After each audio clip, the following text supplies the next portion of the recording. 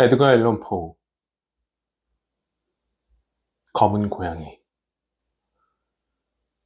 지금부터 내가 기록하려는 끔찍한 이야기는 너무나 하찮고 터무니없어서 누가 믿어주길 바라거나 애원하지 않겠다. 직접 겪은 내 감각조차 인정할 수 없는 일을 다른 사람에게 믿으라고 한다면 그야말로 미친 짓일 것이다. 하지만 나는 미치지 않았고 그렇다고 꿈을 꾸는 것도 아니다. 다만 내일 죽을 몸이니 오늘이라도 영혼의 짐을 내려놓고 쉬고 싶다. 내 집에서 연이어 일어났던 일들을 있는 그대로 간결하게 세상에 알리고자 한다.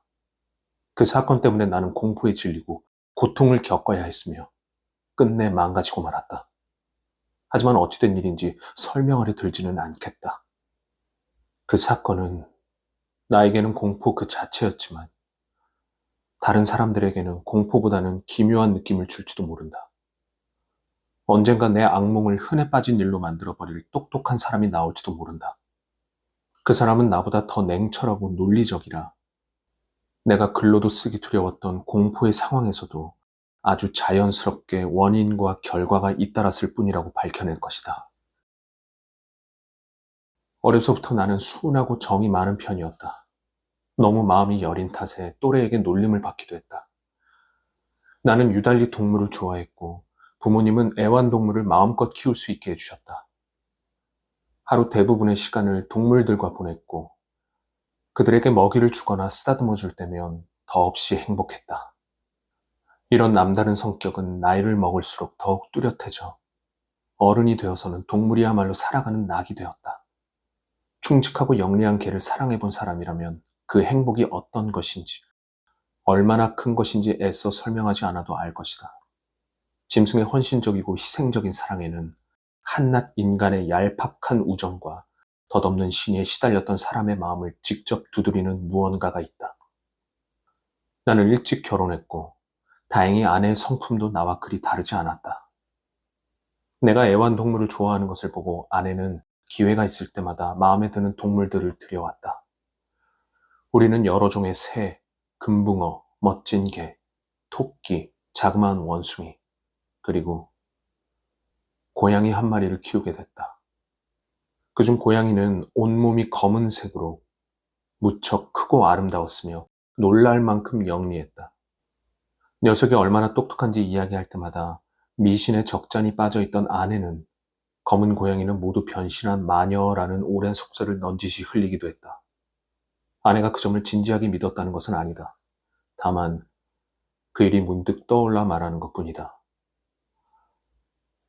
고양이 플루토는 내가 가장 아끼는 동물이자 친구였다. 내가 주는 먹이만 먹고 집안 어디든 내 곁에 붙어 다녔다. 외출할 때면 따라 나서려는 녀석을 떼어놓기가 힘들 지경이었다. 우리 우정은 그렇게 몇 년간 이어졌지만 부끄럽게도 그동안 내 기질과 성격은 상습적인 폭음으로 완전히 뒤바뀌어 버렸다. 나는 갈수록 다른 사람의 기분은 아랑곳 없이 변덕을 부리고 짜증을 냈다. 아내에게 아무렇지 않게 욕설을 퍼붓고 결국에는 손찌검까지 했다. 동물들 역시 내 기질의 변화를 느낄 수밖에 없었다. 나는 동물들을 돌보기는커녕 학대하기 시작했다.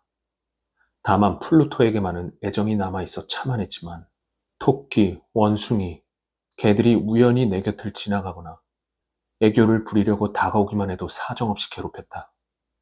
어떤 병이 음주벽보다 지독할까? 내 병은 점점 더 깊어져 결국 플루토도, 이제 나이가 들어 예민해진 플루토마저 내 못된 성질에 시달리게 되었다. 어느 날 밤, 단골 술집에서 잔뜩 취해 돌아오니 플루토가 나를 슬슬 피하는 느낌이 들었다. 나는 녀석을 와락 붙잡았다. 거친 행동에 놀란 고양이는 이빨로 내 손에 작은 상처를 입혔다.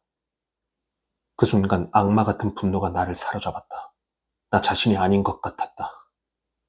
내 영혼은 단숨에 몸을 빠져나가고 술에 찌든 맹렬한 증오가 내 몸을 완전히 사로잡았다. 나는 조끼 주머니에서 작은 칼을 꺼내 그 불쌍한 짐승의 목을 꽉 움켜쥐고는 한쪽 눈알을 도려냈다. 이 저주받아 마땅한 짓을 글로 쓰자니 부끄러움에 얼굴이 화끈거리고 전신이 떨린다. 술기운이 사라지고 아침이 되어 제정신으로 돌아오자 내가 저지른 짓에 대한 두려움과 후회가 밀려왔다. 하지만 그것도 잠시 스치는 미미한 감정이었을 뿐 마음속 뿌리까지는 흔들지 못했다. 나는 다시 술에 빠져들었고 그 일을 저질렀던 기억도 술 기운에 희미해졌다. 그러는 동안 고양이도 차차 회복되었다. 눈알이 빠진 자리는 끔찍한 꼴이 되었지만 더 이상 아픈 것 같지는 않았다. 녀석은 평소처럼 집안을 어슬렁거렸지만 내가 가까이 다가가면 기겁하며 달아났다. 한때 나를 잘 따르던 동물이 이토록 나를 피하는 모습을 보니 처음에는 옛정이 떠올라 슬프기도 했다. 하지만 그런 감정도 곧 짜증으로 변했다. 그러더니 돌이킬 수 없는 몰락을 날리듯 사악한 마음이 북받쳐 올랐다. 어떤 논리로도 이 감정을 설명할 수 없으리라. 하지만 이런 사악함이 인간의 원초적 충동의 하나라는 사실만큼은 내가 살아있다는 사실 못지않게 확신할 수 있다. 사악함은 인간성을 결정짓는 타고난 본성이자 감정인 것이다.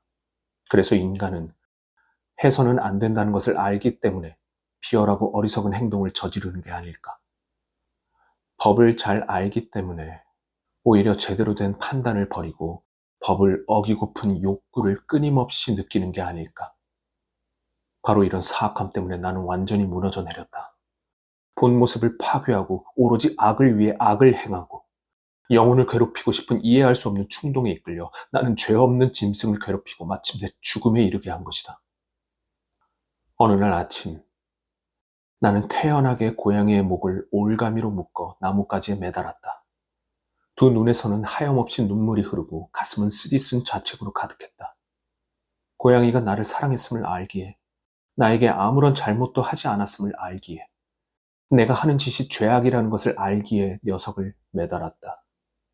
만약 내 불멸의 영혼이 있다면 가장 자비롭고 두려운 신의 무한한 자비조차 닿지 않은 곳에 던져질 만큼 치명적인 죄라는 것을 알기에 녀석을 매달았다. 잔혹한 짓을 저지른 날 밤 나는 불이야 하는 소리에 잠을 깼다. 침대 옆 커튼이 활활 타고 있었다. 집은 온통 불길에 휩싸여 있었다. 아내와 하녀, 그리고 나는 간신히 빠져나왔다. 모든 것이 파괴되었다. 화마가 내 전 재산을 집어삼켰고 나는 절망에 빠져들었다. 나는 나의 악행과 재난 사이에 인과관계가 있다고 생각할 만큼 나약한 인간은 아니다. 다만 잇따른 사실들을 자세히 기록하는 중이니 어떤 부분도 불완전하게 남겨두고 싶지 않을 뿐이다. 불이 난 다음 날 나는 잔해만 남은 집터로 갔다. 벽은 단 하나만 남고 모두 무너져 있었다. 유일하게 남은 벽은 건물 가운데쯤 내 침대 머리맡에 서 있던 것으로 그리 두껍지 않은 칸막이 벽이었다. 최근에 새로 바른 석회가 제법 두터워 불길을 견딘 모양이었다. 이 벽 주위로 사람들이 웅성웅성 모여들더니 무척 흥미롭다는 듯이 한 곳을 자세히 들여다보고 있었다. 이상한 일이야. 신기하군. 그들이 나누는 말을 듣자니 나도 호기심이 일었다. 다가가서 보니 흰 벽면에 마치 새긴 것처럼 거대한 고양이의 형상이 얕게 도드라져 있었다. 그 모습은 놀라울 정도로 또렷했다. 목 주위에는 밧줄도 보였다. 나로서는 유령으로 여길 수밖에 없었다. 어쨌든 그 유령을 처음 봤을 때 너무 놀라 등골이 서늘했다. 하지만 마음을 가다듬고 곰곰이 생각해 보았다. 그날 아침 정원에 고양이를 목매단 것이 떠올랐다. 불이야 하는 외침에 사람들이 정원으로 몰려왔을 테고 그중 누군가가 나무에 묶인 밧줄을 자르고 죽은 고양이를 내 침실 창문으로 던져넣은 것이 틀림없었다. 아마도 나를 깨우려고 그랬으리라. 여기저기 벽이 무너지면서 내 사악함에 희생된 고양이는 채 마르지 않은 회반죽 속에 파묻혔고 치솟는 불길과 사체에서 나온 암모니아가 석회와 만나 내가 본 형상을 만들었을 것이다. 이 놀라운 사건은 나에게 깊은 인상을 남겼다. 머리로는 쉽게 이해했지만 양심은 어쩔 수 없는 모양이었다. 몇 달 동안 고양이의 환영이 머릿속을 맴돌았다. 후회 같으면서도 후회는 아닌 뭐라 말할 수 없는 감정이 나를 사로잡았다. 나중에는 녀석을 대신할 닮은 고양이가 없는지 자주 드나들던 지저분한 술집 주변을 둘러보기까지 했다. 어느 날 밤, 싸구려 술집에서 거나하게 취한 채 앉아 있는데 진인지 럼인지를 담은 커다란 술통 위에 있던 까만 물체가 내 시선을 끌었다. 한동안 그 술통을 물끄러미 바라보고 있었는데도 그제야 그 물체를 발견하다니 이상한 일이었다. 가만히 다가가 손으로 만져보았다. 그것은 검은 고양이였다. 몸집도 무척 크고 모든 면에서 플루토와 꼭 닮았지만 한 가지 다른 점이 있었다. 플루토는 몸에 흰털이 전혀 없었지만 이 고양이는 가슴에 크고 흐릿한 하얀색 얼룩이 있었다. 내가 손을 대자 녀석은 대뜸 몸을 일으켜 그르렁거리고 몸을 비비며 내 관심을 반가워하는 것 같았다. 바로 내가 찾던 고양이였다. 나는 그 자리에서 가게 주인에게 고양이를 사겠다고 했더니 주인은 자기 것이 아니며 고양이에 대해 아무것도 모르고 본 적도 없다고 했다. 녀석은 얼마간 자신을 쓰다듬던 내가 집에 갈 채비를 하자 따라 나서고 싶은 눈빛이었다. 나는 그러도록 내버려 두었다. 집으로 가는 길에도 이따금씩 허리를 숙여 녀석을 토닥여 주었다. 집에 오자마자 고양이는 제 집처럼 굴었고 아내도 대번에 녀석을 마음에 들어했다. 그러나 나는 이내 실증이 났다. 전혀 뜻밖이었다. 영문은 알 수 없었지만 고양이가 나를 좋아한다는 사실이 오히려 정떨어지고 성가셨다. 이런 감정은 점차 지독한 증오로 변해갔고 나는 녀석을 피해 다니기 시작했다. 잔인한 짓을 저질렀던 기억과 수치심이 떠올라 고양이를 신체적으로 괴롭히지는 않았다. 몇 주 동안은 때리거나 난폭하게 굴지도 않았다. 하지만 천천히, 아주 천천히 고양이에게 이루 말할 수 없이 넌더리가 났고 녀석이 나타나면 역병 환자라도 되는 듯이 슬슬 피하게 되었다. 이 짐승을 데리고 온 다음 날 아침, 녀석도 플루토처럼 한쪽 눈이 없다는 사실을 알게 됐고 이는 말할 것도 없이 내 증오를 부추겼다.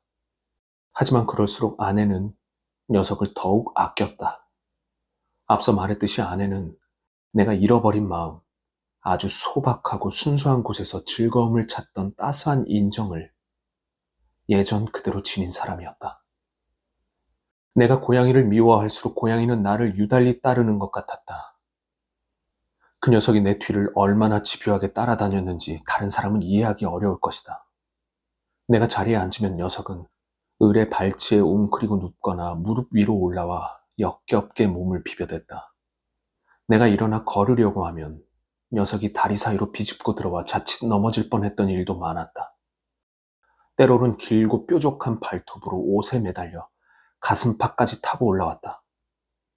그럴 때면 녀석을 단번에 죽여버리고 싶은 마음이 굴뚝 같으면서도 그렇게 하지 못했다. 내가 저지른 죄가 떠오르기도 했지만 솔직히 말하면 그 짐승이 너무나 두려웠기 때문이다. 그 짐승이 나에게 물리적으로 해를 끼칠까봐 두려워한 것은 아니지만 무엇이 두려웠는지 달리 정의할 바를 모르겠다. 중죄인 감방에서조차 고백하기 부끄럽지만 놈이 나에게 안겨준 오싹한 공포는 근거 없는 망상으로 한층 더 커졌다. 이 낯선 짐승과 내가 죽인 고양이의 유일한 차이점인 흰색의 얼룩을 아내는 여러 번 나에게 말했었다. 앞서 말했듯이 이 얼룩은 원래 크긴 했지만 무늬가 흐릿했다. 하지만 얼룩은 조금씩 눈치채지 못할 정도로 조금씩 선명해졌다. 내 이성은 이게 한낱 허상일 뿐이라고 애써 부정했지만 얼룩은 마침내 뚜렷한 모습을 드러냈다. 그것은 입에 담기조차 무서운 물건의 형상이었다. 무엇보다도 이것 때문에 나는 고양이가 더 꺼림칙하고 무서웠다. 마음만 먹으면 그 괴물을 없애고 싶었다. 그 얼룩은 소름이 쫙 끼치도록 무서운 교수대의 모습이었던 것이다. 아, 슬프고도 두려운 고통과 죽음의 도구여. 공포와 범죄의 도구여. 이제 나는 인간이 처할 수 있는 가장 비참한 지경에 이르렀다. 내가 경멸하며 죽여버린 고양이 따위가 높디 높은 하느님의 모습으로 태어난 인간에게 이토록 참기 힘든 고통을 안겨주다니. 아, 낮에도 밤에도 나는 더 이상 편하게 쉬는 축복을 누리지 못했다. 낮에는 고양이가 단 한순간도 내 곁을 떠나지 않았다. 밤에는 끔찍한 악몽에서 깨어날 때마다 내 얼굴에 닿는 그 짐승의 뜨거운 입김을 느끼거나 도저히 떨칠 힘이 없는 악몽처럼 내 심장을 짓누르는 녀석의 어마어마한 무게를 견뎌야 했다. 이런 고통의 압박으로 내 안에 미약하게나마 남아있던 선한 면은 모두 사라졌다. 가장 어둡고 흉악한 생각들이 나의 유일한 친구가 되었다. 늘 변덕스럽던 성격은 모든 사물과 사람들을 향한 증오로 커져갔다. 나는 순간적으로 일어나는 폭발적 감정에 맹목적으로 내 몸을 내맡기게 되었다. 제어할 수 없는 분노가 터져나올 때마다 이를 감내해야 하는 사람은 불쌍하게도 참을성 많은 아내였다. 화재 후 가난에 내몰려 낡은 집에 살고 있던 어느 날, 아내는 지하실에 볼 일이 있어 나를 따라 내려왔다. 가파른 계단을 따라 내려오던 고양이에게 발이 걸려 나는 하마터면 곤두박이 칠 뻔했다. 미친 듯이 화가 난 나는 도끼를 집어들고 그때까지 나를 억누르던 유치한 두려움 따위는 잊어버린 채 녀석을 향해 힘껏 도끼를 휘둘렀다. 내 뜻대로 도끼를 내리쳤다면 놈은 그 자리에서 죽었을 것이다. 하지만 아내가 내 팔을 붙잡았다. 이에 악마보다 더 큰 분노에 사로잡힌 나는 손을 획 뿌리친 뒤 도끼로 아내의 머리를 내리찍었다. 아내는 비명 한마디 지르지 못하고 그 자리에서 죽었다. 끔찍한 살인을 마친 나는 곧이어 시체를 숨길 방법을 차근차근 찾기 시작했다. 밤이건 낮이건 이웃들에게 들키지 않고 시체를 집에서 끌어내기는 불가능했다. 이런저런 계획이 떠올랐다. 시체를 작게 토막내어 불에 태우면 어떨지 생각했다. 지하실 바닥에 시체를 파묻어 버릴까도 생각해 보았다. 마당에 있는 우물에 던져놓는 것은 어떨지, 평범한 물건처럼 시체를 상자에 담아 짐꾼을 시켜 집 밖으로 옮기는 것은 어떨지 진지하게 따져보았다. 마침내 나는 훨씬 그럴듯한 방법을 찾아냈다. 중세의 수도사들이 희생자를 처리할 때 썼다는 방법처럼 시체를 지하실 벽 안에 넣고 가두기로 결심했다. 지하실은 이 계획을 실행하기에 꼭 알맞은 장소였다. 지하실 벽은 허술하게 세워져 있었고 최근에 대충 바른 회반죽은 눅눅한 공기 때문에 아직 굳지 않은 상태였다. 게다가 한쪽 벽에는 돌출부가 있었는데 굴뚝이나 벽난로를 만들었다가 다시 메우고 지하실의 붉은색과 비슷하게 칠한 곳이었다. 바로 그 부분에 벽을 헐고 시체를 넣은 다음 원래대로 벽을 만들면 누구도 수상하게 여기지 않으리라는 확신이 들었다. 내 예상은 틀리지 않았다. 쇠지레를 써서 쉽게 벽돌을 뜯어내고 시체를 조심스럽게 안쪽 벽에 기대어 세운 다음 별 어려움 없이 벽돌을 쌓아 올렸다. 의심을 사지 않도록 최대한 조심스럽게 모르타르 모래를 구해온 다음 기존의 벽과 거의 비슷한 회반죽을 만들어 벽돌 위에 조심스럽게 발랐다. 작업을 마치자 무척 만족스러웠다. 벽에는 손을 댄 흔적이 전혀 보이지 않았다. 바닥에 있는 쓰레기도 말끔하게 치웠다. 나는 자랑스러운 얼굴로 주위를 둘러보며 이 정도면 적어도 헛일은 아니군 하고 혼자 중얼거렸다. 그런 다음 이 모든 불행의 원인인 고양이를 찾기 시작했다. 마침내 녀석을 죽이기로 굳게 마음먹은 것이다. 그때 고양이가 나와 마주쳤다면 녀석의 운명은 불보듯 뻔했을 것이다. 하지만 이 눈치 빠른 짐승은 내가 격렬하게 화내는 모습에 놀라 모습을 감춘 것 같았다. 그 혐오스러운 놈이 사라지자 내 마음엔 말로 표현하기 어려울 정도로 깊은 안도감이 찾아왔다. 고양이는 그날 밤에도 모습을 보이지 않았다. 살인이라는 무거운 죄가 내 영혼을 누르고 있었음에도 녀석이 우리 집에 온 이후로 적어도 그 하룻밤만큼은 평화롭게 단잠을 이룰 수 있었다. 이틀이 지나고 사흘이 지나도 나를 괴롭히던 고양이는 나타나지 않았다. 나는 다시금 자유를 만끽하게 됐다. 괴물은 두려움에 떨며 집을 영원히 떠난 것이다. 더 이상 녀석의 꼬락서니를 볼 필요가 없다. 나는 더없이 행복했다. 내가 흉악한 범죄를 저질렀다는 죄의식은 거의 없었다. 몇 번 조사를 받았지만 태연하게 대답했다. 집 수색도 받았지만 당연히 아무것도 발견되지 않았다.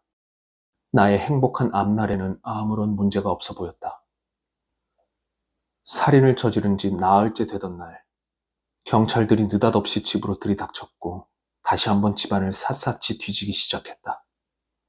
하지만 아무리 뒤져도 시체를 숨긴 곳을 찾지 못할 것을 잘 알기에 나는 전혀 당황하지 않았다. 경찰들은 수색하는 내내 나를 동행시켰다. 그들은 건물 전체를 빠짐없이 뒤졌다. 서너 번이나 지하실로 내려갔지만 나는 눈썹 하나 꿈쩍하지 않았다. 내 심장은 곤히 잠든 사람처럼 편안하게 뛰었다. 나는 팔짱을 낀 채 지하실을 왔다 갔다 하면서 유유히 걸어 다녔다. 더 이상 나올 것이 없다고 여긴 경찰들은 떠날 채비를 했다. 마음속에서 기쁨이 솟아올라 억누르기 힘들었다. 승리의 표시로 한마디라도 더 말해서 나의 결백을 거듭 확인시켜주고 싶어 입이 금질거렸다. 여러분, 경찰들이 계단을 오를 때 나는 드디어 입을 열었다. 의혹이 풀려서 참 다행입니다. 여러분 모두 건강하시고 예의도 좀 더 갖추시길 바랍니다. 그건 그렇고 여러분, 이 집 말이죠. 이 집은 아주 잘 지어진 집입니다. 무슨 말이든 하고 싶어 바싹 몸이 달아오른 나는 스스로도 무슨 말을 하는지 몰랐다. 정말로 특별하게 잘 지어진 집이라 할 수 있지요. 이 벽도 말입니다. 아, 여러분, 가시려는 건 아니죠. 이 벽도 꽤 단단하게 쌓은 거랍니다. 허세를 부리며 잔뜩 격앙된 나는 손에 든 막대기로 사랑하는 아내의 시체를 세워둔 바로 그 부분을 세차게 두드렸다. 오, 신이시여. 악마의 동리로부터 저를 보호하소서. 막대기로 친 벽의 울림이 사라지자마자 무덤 안에서 답이라도 하듯 어떤 소리가 들렸다. 처음에는 어린아이의 흐느낌처럼 작고 띄엄띄엄하던 소리가 이내 인간의 것이 아닌 기이하면서도 시끄럽고 잔인한 비명으로 변했다. 그것은 마치 지옥에 떨어져 고통받는 사람들과 그들을 벌하며 기뻐 날뛰는 악마들이 동시에 내지르는 소리처럼 공포와 승리가 뒤섞인 날카로운 절규였다. 순간 내가 어떤 생각을 했는지 말할 필요도 없다. 눈앞이 아찔해진 나는 휘청거리며 반대편 벽으로 물러났다. 계단에 서 있던 경찰들도 일순간 극도의 공포와 두려움으로 굳어버리고 말았다. 곧이어 건장한 경찰들이 벽을 허물기 시작했다. 벽은 와르르 무너져 내렸다. 심하게 썩고 핏덩이가 말라붙은 시체가 구경꾼들 앞에 꼿꼿이 서 있었다. 시체의 머리 위에는 무서운 검은 고양이가 피 묻은 입을 크게 벌리고 외눈을 번뜩이며 앉아 있었다. 교활한 술수로 나를 살인자로 만들고 소리를 질러 나를 사형 집행인의 손에 인도한 바로 그 끔찍한 고양이였다. 나는 그 괴물을 아내의 시체와 함께 벽 속에 발라버렸던 것이다.